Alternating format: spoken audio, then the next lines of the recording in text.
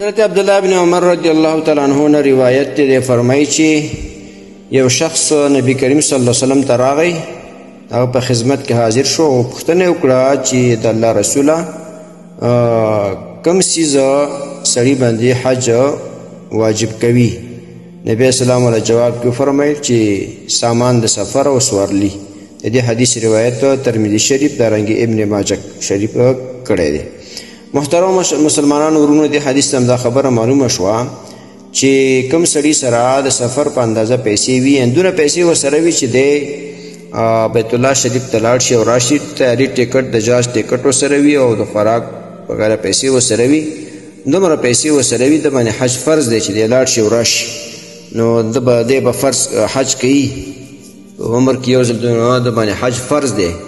نن سبا بعضې خلک ډېر خلک داسې وي چې هغوی عمرې کوي لیکن د حج ورځې چې راشي حج نه کوي. نو عمره کول نفل ده او حج په فرض وي. یو وارې فرض ادا کړي بیا عمرې کوئ.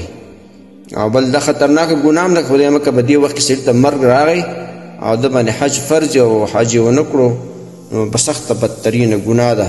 د دې وجې نه هغه خلکو ته پکار دي چې هغوی پیسې لري، یعنې خاوند نصاب وي او د حج د تلو راتلو پیسې ورسره وي، د حج کول پکار دي. یو هغه رواجونه نه حسابي، ته که دا حسابونه کوي چې خلکو له جنازونه ورکومه، خیراتونه به کومه، ویان به رالومه، دا ټول حسابونه کوي. نه، دغه ضروري نه دي. خیرات کول ضروري نه دي پکې، حج ته چې بیرته راغلي جنماز ورکول ضروري نه دي، مه ورکوه. تسبیح ورکول ضروري نه، مه ورکوه. مسواک ورکول ضروري نه، مه ورکوه. تا باندې حج ضروري، حج کول تا باندې فرض دی. نور شیان ورکول فرض او واجب او سنت نه دي چې ته به خلکو له تحفې راوړې. بس حج پیسې د سړي حج ته لاړ شه، حج وکړه، فریضه ادا کړه.